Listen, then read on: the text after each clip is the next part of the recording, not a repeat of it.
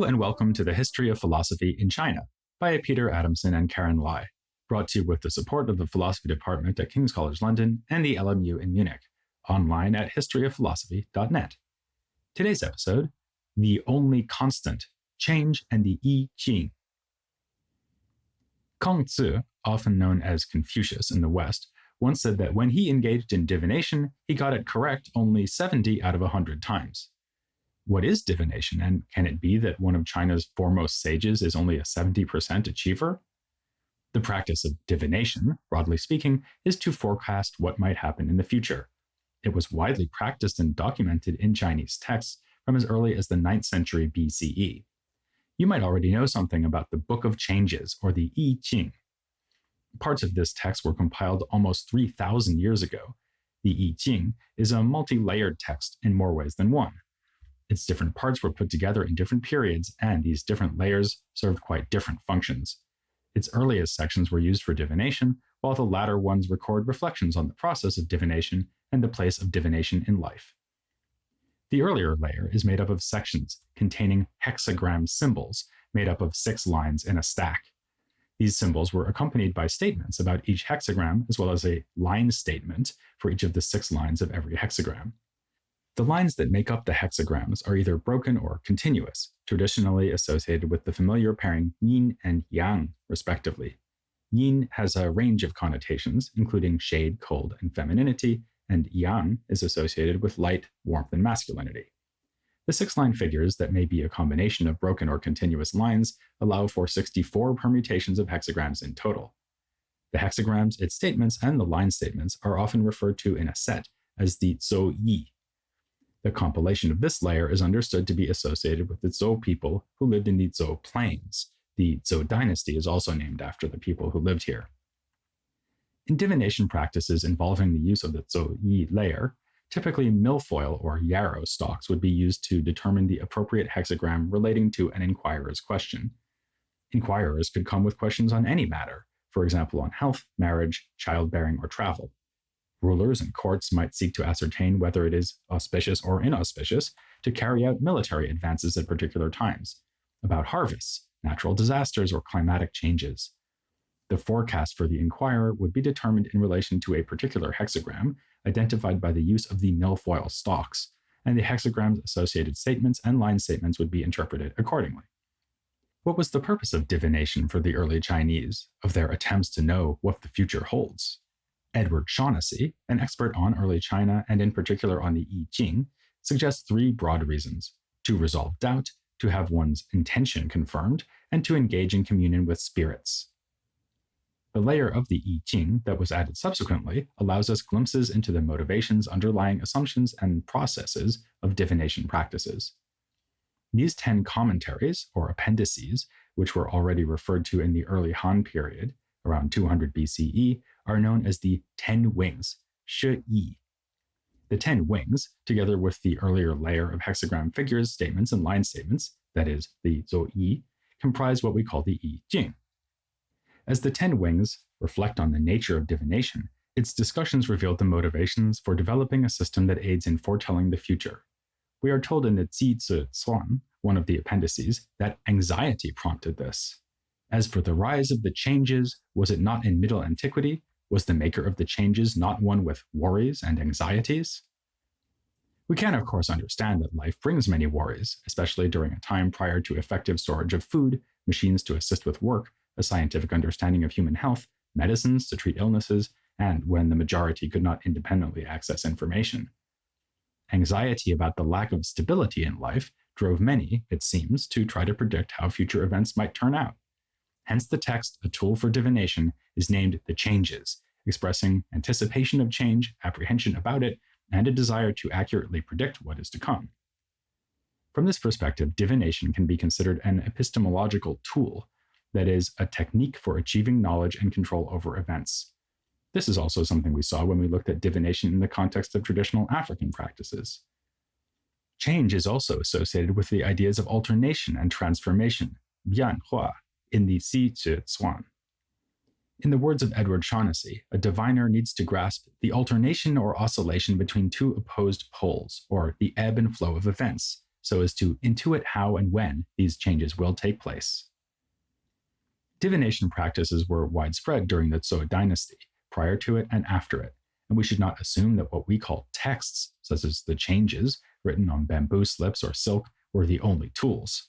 Another method was to create lines on ox scapula and turtle plastrons with a heated instrument, and then read the cracks that formed. So in a way, these could be considered texts too. So popular was the I Ching that there were many versions of appendices that accompanied the Zhou Yi, the earlier hexagram layer. In some of the versions, there were even differences in the Zhou Yi itself, in the order of hexagrams, which reflected different rationales for placing the hexagrams in relation to each other. For example, one version of the I Ching, excavated from a tomb in Ma Guangdui in 1937, has a different hexagram order than in the extant I Ching. The Ma Guangdui I Ching also includes other appendices not found in the 10 wings of the I Ching. Kongsu's comment that he did not do so well in divination appears in one of the Ma Guangdui appendices. More versions of the I Ching have been excavated, prompting questions about the nature of these texts and the level of interest in it. That there are this many versions of the text to date, both extant and excavated, suggests the high likelihood that there were many more circulating over the course of the 4th and 3rd centuries BCE. These texts captured both the popular and philosophical imagination of the Chinese. A key debate on the significance of the I Ching concerns whether we see it as an oracle text or as one that is more reflective about one's priorities, typically in connection with Confucian virtues. These positions were in part tied up with how the layers of the I Ching were accentuated and how they were organized. For example, Wang Bi, a prominent 3rd century CE thinker who annotated many classical texts, rearranged the layers of the I Ching, incorporating sections from the 10 wings with the hexagrams in the Zhou Yi portions. His intention, allegedly, was to remove the speculation associated with the study of the I Ching that dominated debates during the Han Dynasty. Yet much later, the influential Neo-Confucian thinker Zhu Zi sought to revive the I Ching as an oracle text, and did so by organizing the 10 wings separately from the Zhou Yi. Let us now turn to some of the more reflective views expressed in the 10 wings on the nature of change and humanity's possible responses to it. In the Zi Zi Cuan, one of the 10 wings appendices, Kongzi is depicted as advising that we should not expect things around us to continue in the way they've been going. This is good advice. To take a not-so-random example, dangerous pandemics can erupt with great suddenness, and the more we have assumed that things would go on being the same, the less ready we will be to deal with such challenges. Kongzi is effectively telling us to anticipate change. In this same passage from the Zi Zi Cuan, he says that a person might find themselves endangered if they believe their position is secure. They might suffer severe losses if they expect always to maintain what they have, and chaos might result from their belief that order will endure. These statements are intended to shake readers out of their complacency. The thrust of this advice is that it is naive to expect that things will continue along in the same way. Kongzi brings his wise counsel to a close by suggesting that we should take steps to ensure that what we value is properly established and anchored. Quoting advice from a section of the Zhou Yi, Kongzi says, "The changes say, this might be lost, so tie it to a healthy, flourishing mulberry." This metaphorical statement expresses Kongzi's response to change, which is to ensure that what we value most will be able to withstand whatever comes ahead. This passage leans on the figure of Kongzi to express its particular view on how a person can set themselves up to cope with change. There are other images of Kongzi in the appendices of the I Ching, including his comment about getting divination right only 70% of the time. We might connect this modest remark to what he then says as the passage continues. Kongzi informs his follower, Zigong, that in his use of the Zhou Yi, he distinguishes himself from scribes and shamans. Kongzi says that he uses the text in some ways, as the others do, but unlike them, he does not seek fortune nor only to be in auspicious circumstances. His is a different destination, Kongzi claims. He seeks the virtue of the I Ching. Kongzi was not himself the author of these appendices, but rather he was portrayed as master in many versions of the I Ching. The historian Richard Rutt has reminded us that such attempts to install Kongzi as the master in the I Ching are found only after the Han Dynasty. Rutt writes that there is no evidence that prior to the Han, the I Ching was ever considered Confucian.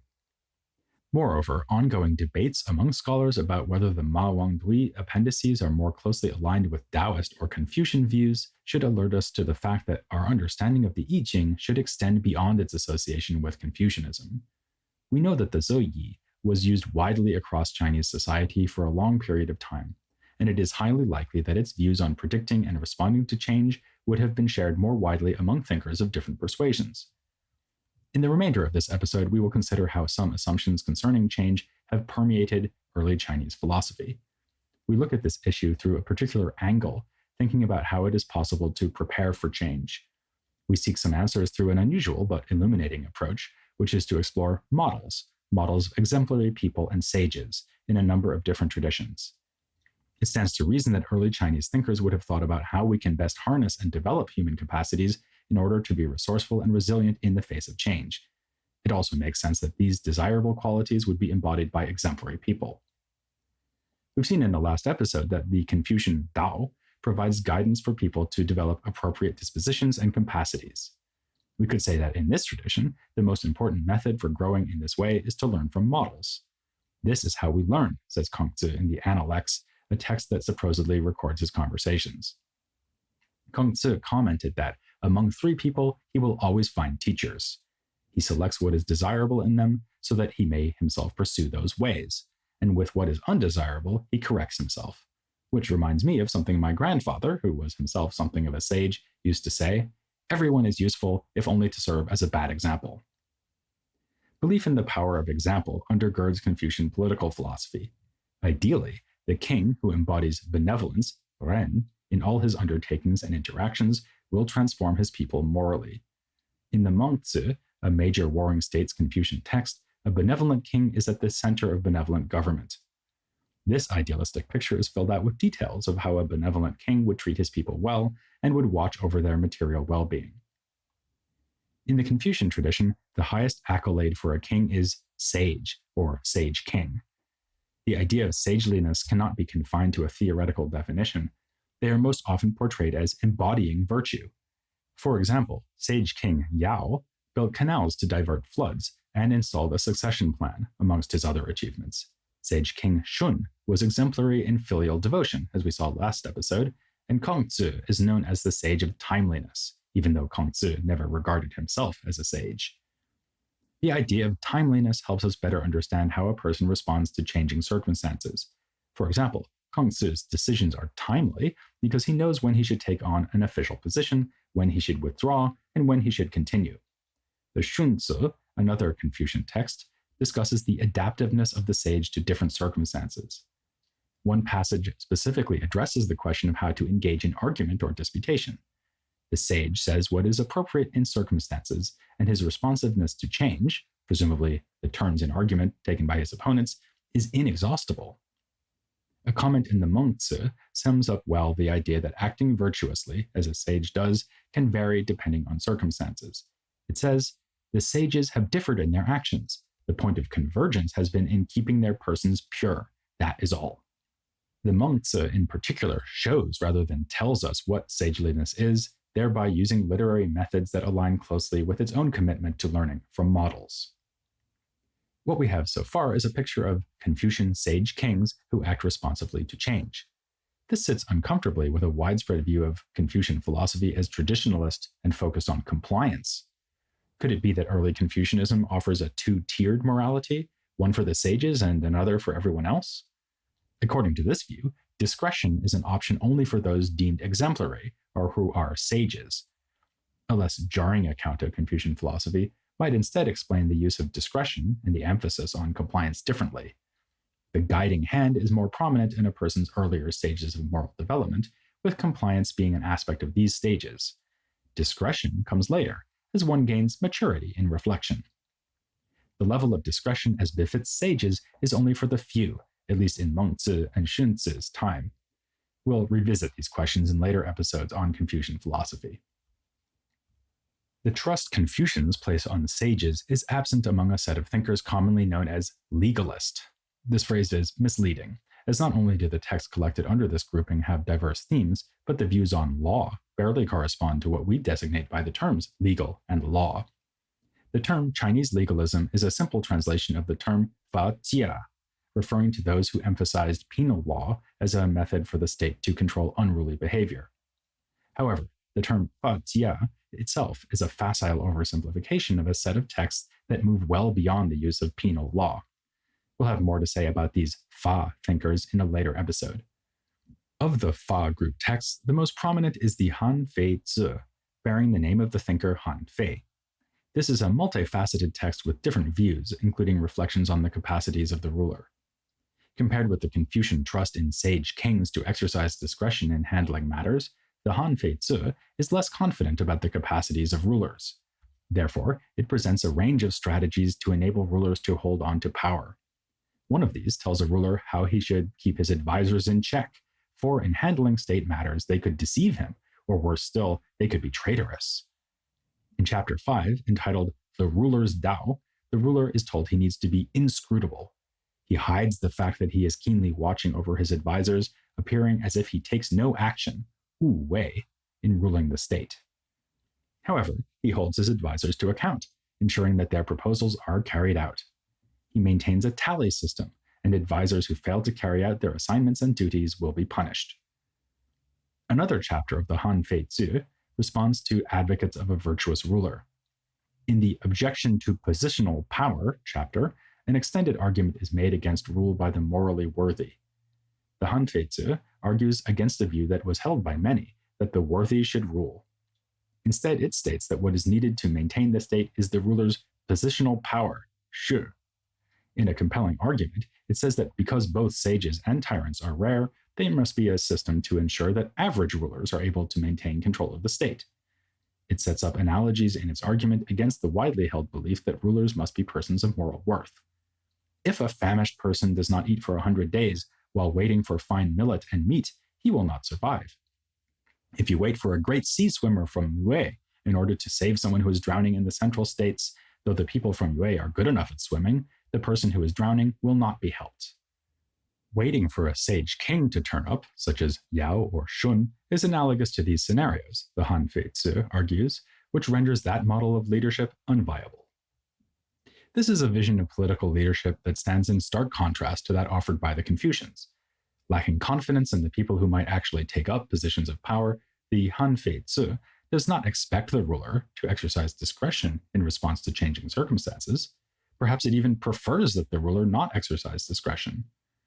Yuri Pines, a scholar of the philosophy of the Fa thinkers, suggests that this is one way the Han Fei Zi safeguards rulers from their own weaknesses. Reliance on the ruler's status, as well as his use of other instruments to wield control over the people and his advisors, reduces the ruler's discretion to a minimum. According to this view, the Han Fei Zi's image of the ruler is set within a system that is built to withstand change rather than respond to it.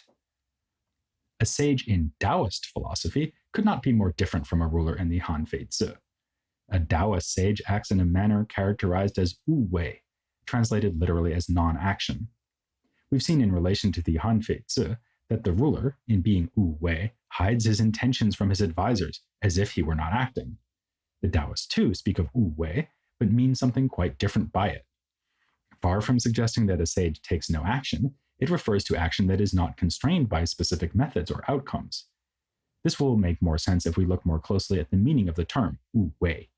The word wei does mean to act, but also to regard things as being a certain way. For example, we could say that a Confucian regards, wei, benevolence as a unique and basic aspect of all human life. And we could also say that the Confucian engages in projects, wei, in order to grow their benevolence. Daoist wu wei, by contrast, resists thinking that is hemmed in by certain expectations or action that is goal-driven.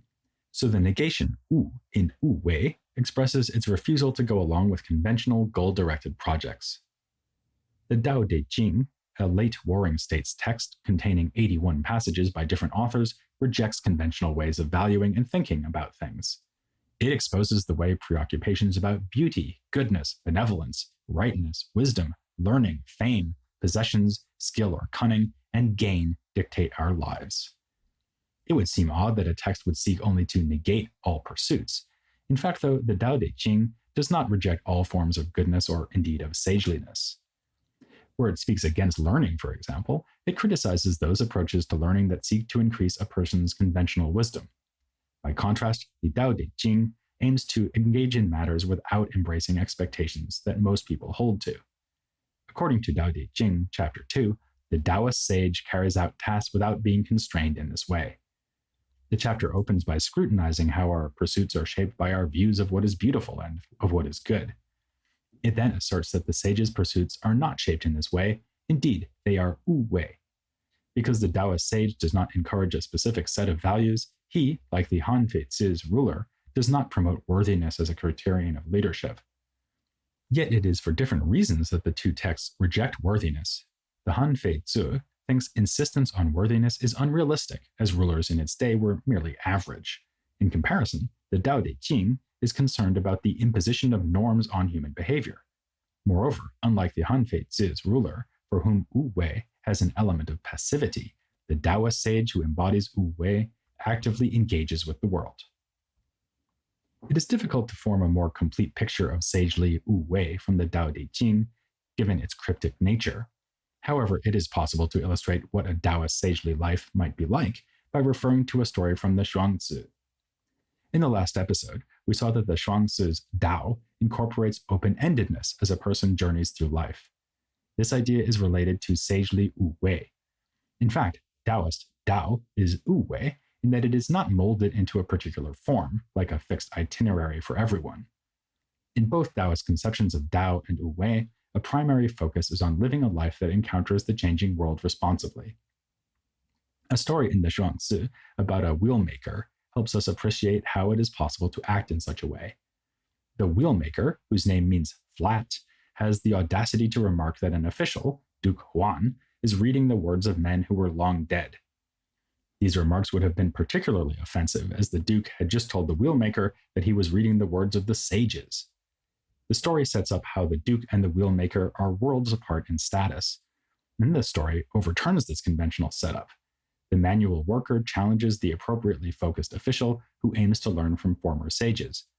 This is a story of contrasts. While the Duke reads so that he may be reliably guided by the wisdom of the sages, the wheelmaker highlights the freehand nature of his work. He says of his work that, with his hammer and chisel, I feel it in my hand and respond to it with my heart-mind. Most workmen in his day would have been guided by measuring instruments, collectively called compass and square, guiju. However, this wheelmaker undertakes his craft by feel, responding to the wood he is carving with his hammer and chisel. It's also important to mention that the generic term for measuring instruments, compass and square, was also used metaphorically by the Confucians to refer to guidance for our moral lives. Toward the end of the story, the wheelmaker tells the Duke that he cannot put his first-hand experience of wheelmaking into words, and that he has been unable to transmit it to his son. This is intended to be instructive for those who seek to preserve the wisdom of sages for the present. How can words transmit to us what it means to act responsibly? The story's point is not that reading is a pointless exercise. Rather, its question concerns how we can learn to be responsive to changing circumstances. Can it be that sages' words, which codify values and practices, enable us to be responsive? So, responsive decision-making is a characteristic of both Confucian and Taoist sages, whereas in the Han Fei Zi, discretion is not encouraged, nor is it nurtured, as it is difficult to ensure that rulers will be able reliably to exercise it. The Han Fei Zi's focus is therefore on certain strategies and power infrastructure that will persist in spite of change. We've also considered differences in the ways the Confucians and Daoists seek to respond to change. While Confucians look to tried and tested ways for guidance so that they might act as a sage might have in their circumstances, the Taoist wu wei sage seeks to encounter the world and respond to it attentively. An idea that sums up the difference between the two views of sagely responsiveness is in their thinking about the tracks that sages leave for us to follow. The Sun Tzu, a Confucian text, discusses how we can discern and follow the tracks of sage kings. By contrast, the two Taoist texts we have looked at speak of not leaving tracks. The Shuangzi specifically addresses this issue, highlighting the difference between what it sees as a Confucian approach in contrast to its own. In a conversation between Lao Dan, the revered author of the Dao De Jing, and Kongzi, Lao Dan rejects Kongzi's reliance on the six classics, the Confucian canon of texts. Characterizing the six classics as the tracks or footprints of former kings, Lao Dan says, "Those six classics are indeed just the stale footprints of the former kings. How could they be that which leaves the footprints? Now your present words are just further footprints. Footprints are produced by the gate, but they are not the gate itself." These comments crystallize the complexity surrounding the question of how we can effectively draw on the insights of sages, models, and exemplary people so that their own views can be better informed. How can we learn from the past in such a way that it enhances rather than inhibits our encounters with the world? In these opening two episodes, we've pursued a couple of major themes in classical Chinese philosophy, the Tao and now change, to give you an introduction to the main currents of thought and a flavor of what is to come. You'll hear more about this in the next episode, as I chat with the co-author of this series, Karen Lai, about the chronological and thematic scope of the whole series we're planning. To be honest, we're going to have to exercise some discretion as we go along in response to changing circumstances, but it would still be sage advice for you to join me and Karen here next time on The History of Philosophy in China.